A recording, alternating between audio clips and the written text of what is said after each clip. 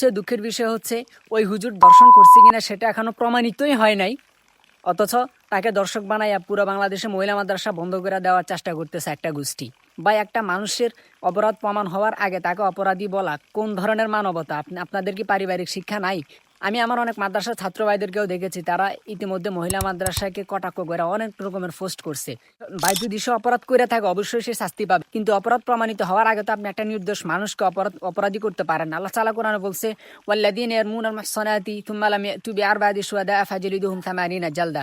যদি কোনো মুহসিনা নারীকে দুশ্চরিত্রের অভিযোগ করার পর সাক্ষী না দিতে পারে, তাহলে তাকে 80টা বেত্রাঘাত করা হবে। এখন আপনারা যারা এই হুজুরের চরিত্রে দাগ লাগাইছেন, যদি সে দর্শক প্রমাণিত না হয়, তাহলে তো আপনাদেরকে পাবলিক প্লেসে ঝুলিয়ে দেওয়া উচিত ভাই। বাংলাদেশে যথারীতিভাবে হুজুরদের ব্যাপারে এই জায়গাটাতে এসে বৈষম্য করা হয় ভাই। আমাদের কাছে কিন্তু এমন ডজন ডজন রিপোর্ট আছে যে স্কুল শিক্ষক কর্তৃক শিক্ষার্থী দর্শন হয়েছে, যৌন হেনস্থার শিকার হয়েছে, শিক্ষিকা দর্শনের শিকার হয়েছে, যৌন হেনস্থার শিকার হয়েছে, কিন্তু মিডিয়াতে এগুলো হাইলাইট হয় না। যখন একটা মাদ্রাসা শিক্ষক বা শিক্ষার্থীর বিষয়ে কোনো বিষয় আসে, তখন পুরো বাংলাদেশ হাহাকার পড়ে যায়। ভাই কেন এগুলো বৈষম্য কেন?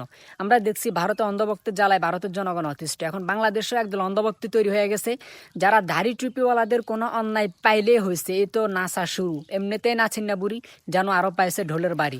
এ বৈষম্য কেন ভাই?